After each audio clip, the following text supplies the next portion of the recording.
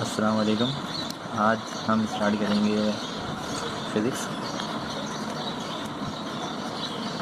Second year.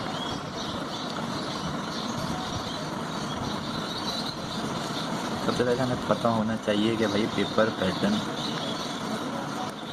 क्या है।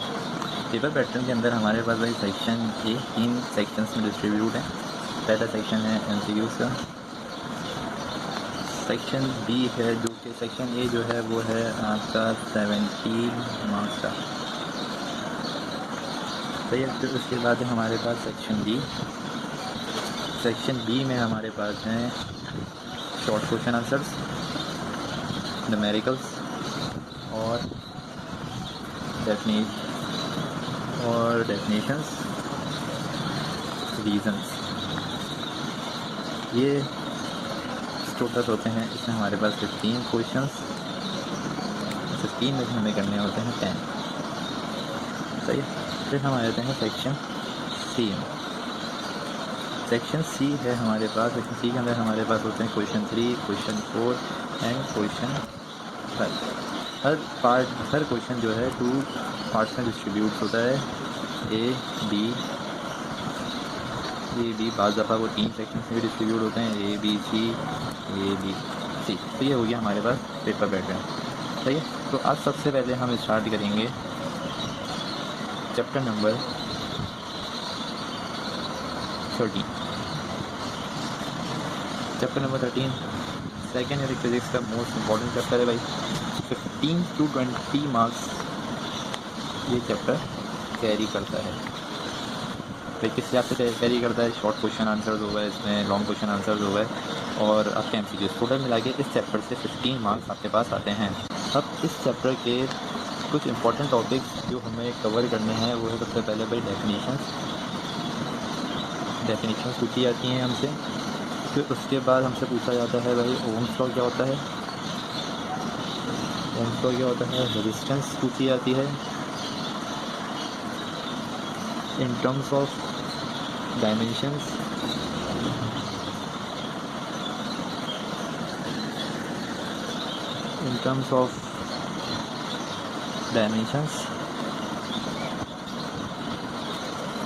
And dependence of resistance,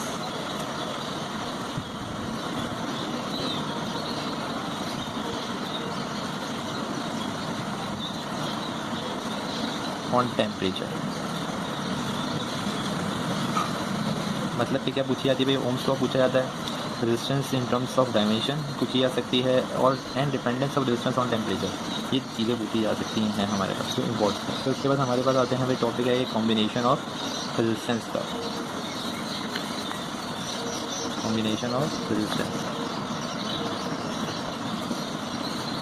फिर उसके बाद हमारे पास एक टॉपिक है भाई ईएमएफ क्या चीज़ है? वोल्टेज के बारे में, पावर के बारे में एंड यूजेस ऑफ बैटरीज। और क्या बताना है भाई? Uses of battery. ये हमारे पास हो गए इंपॉर्टेंट टॉपिक्स जो हमें लाजमी कवर करने हैं अगर आपको चैप्टर 13 करना है। अब इसके न्यूमेरिकल्स का आया था, कौन कौन से न्यूमेरिकल्स इंपॉर्टेंट है? तो न्यूमेरिकल्स हमारे पास इसमें इंपॉर्टेंट है भाई 13.2, 13.12, 13.17, 13.18, 13.22, 13.14 और 13.19 मोस्ट इम्पॉर्टेंट न्यूमेरिकल। ये आप मोस्ट इम्पॉर्टेंट न्यूमेरिकल हमारे पास 13.2, 13.12, 13.17, 13.8, 13.22, 13.14, 13.19 मोस्ट इम्पॉर्टेंट है। अब टोटल न्यूमेरिकल इसमें है भाई 13.1 से लेके 13.22। सही है। करने हमें तकरीबन सारे न्यूमेरिकल हैं, लेकिन जो मोस्ट इंपॉर्टेंट जो पास पेपर्स वगैरह में आते हैं वो न्यूमेरिकल ये हैं। तो हम स्टार्ट करते हैं आज। सबसे पहले डेफिनेशन है भाई इलेक्ट्रिसिटी। सबसे पहले हमारे पास डेफिनेशन किसकी है भाई? इलेक्ट्रिसिटी क्या चीज़ है हमारे पास? इलेक्ट्रिसिटी क्या है भाई? इलेक्ट्रिसिटी की डेफिनेशन लिख लेते हैं भाई। The branch of physics in which we discuss about the behavior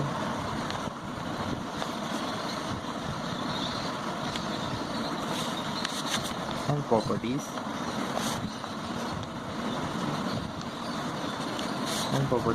of a change, properties of a charge is called electricity. तो भाई हमारे पास डेफिनेशन क्या है? हमारे पास डेफिनेशन इसकी इस तरीके से है कि भाई the branch of physics in which we discuss about the behaviour and properties of a charge is called electricity. फिर हमारे पास एक डेफिनेशन है भाई इलेक्ट्रोडायनेमिक्स। इलेक्ट्रोडायनेमिक्स आती है भाई द ब्रांच ऑफ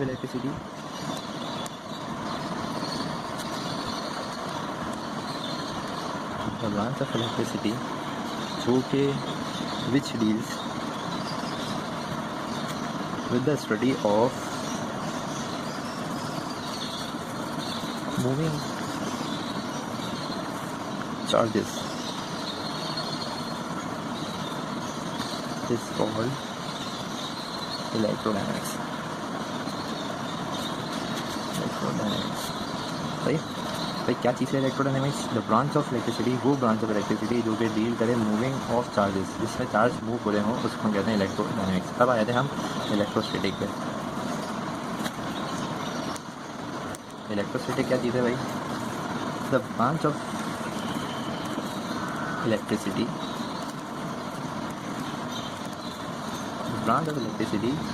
जो कि डील करे with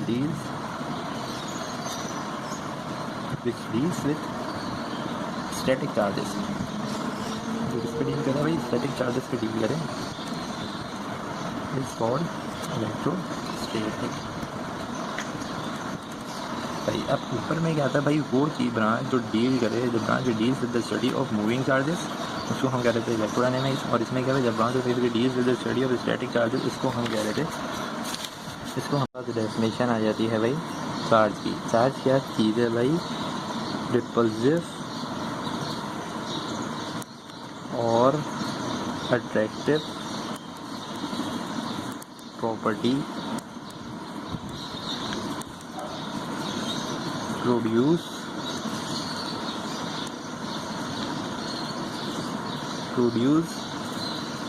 due to removal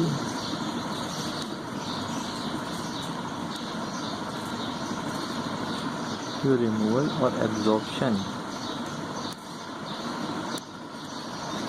of an electron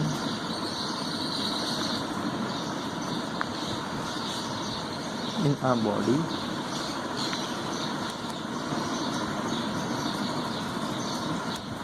is called charge. ये दोबारा देख लेते हैं।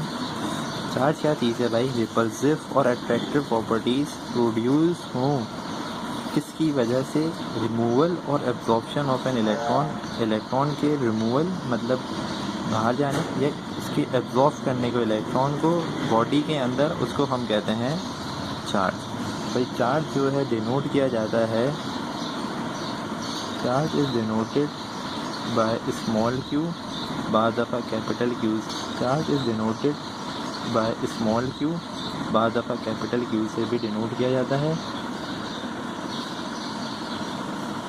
क्यू निकालने का हमारे पास फॉर्मूला होता है भाई NE। सही है। NE क्या है यहाँ पे? E है charge of one electron, E is the charge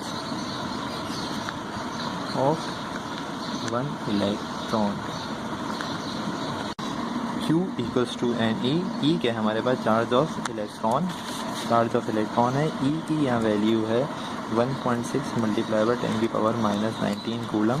और ये हमारे पास जो N है भाई नंबर ऑफ इलेक्ट्रॉन या प्रोटॉन जो भी हो हमारे पास, जो सवाल में हमारे पास गिवन होगा वो है। अगली डेफिनेशन हमारे पास आ जाती है करंट की। भाई करंट क्या चीज़ है?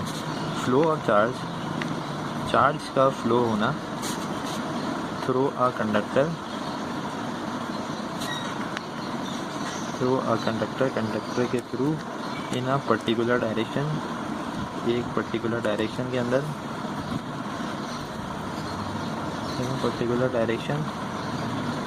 अंडर सेम पोटेंशियल एक ही पोटेंशियल हो अंडर सेम पोटेंशियल और वोल्टेजेस मतलब वोल्टेज चेंज ना हो रहा हो इस कॉल्ड करंट। बाज़ दफ़ा इसका फॉर्मूला ये भी होता है rate of flow of charges, इसको हम ये भी कहते हैं इसके थ्रू हो rate of flow of charges through conductor के थ्रू। मैथमेटिकली कैसे लिख सकते हैं भाई? मैथमेटिकली हम इस तरीके से लिख सकते हैं I equals to Q upon T। सही है। और बाज़ दफ़ा हम क्या कह सकते हैं भाई, अगर हमारे पास इस तरीके से दिया हो तो Q को हम लिख सकते हैं NE ओवर T। अब भाई इसका ऐसा यूनिट है हमारे पास, द ऐसा unit of a current, SI unit क्या है भाई? SI यूनिट है हमारे पास कूलम्स पर सेकेंड। कूलम्स पर सेकेंड को हम कहते हैं एम्पेयर। इसके यूनिट हमारे पास कूलम्स पर सेकेंड और कूलम्स पर सेकेंड को हम क्या कहते हैं? एम्पेयर। भाई एम्पेयर क्या चीज़? अगर हम एम्पेयर की डेफिनेशन देखते हैं तो एम्पेयर हमारे पास है 1 coulomb charge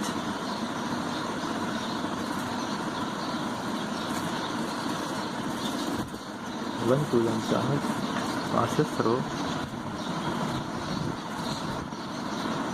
a conductor in 1 second. तो हम इसको कहते हैं एम्पेयर।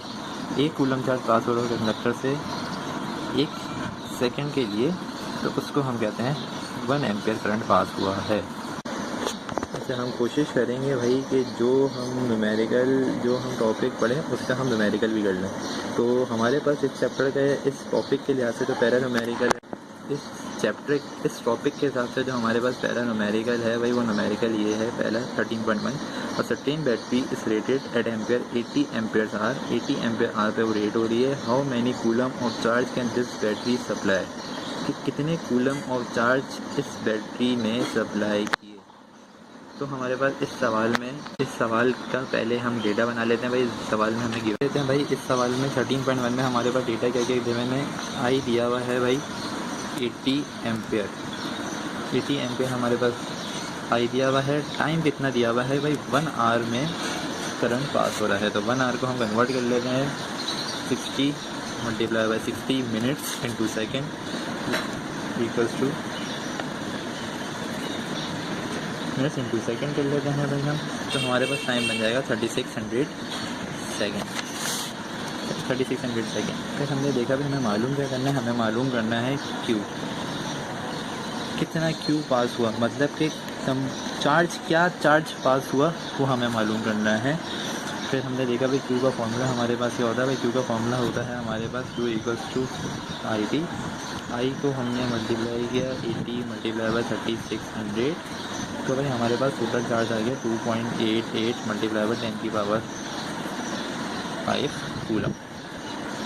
अब पास औकात हमारे सवाल के अंदर हमें मालूम करने दे देते हैं, जो कि चेंज हो जाता है। वो क्या है भाई?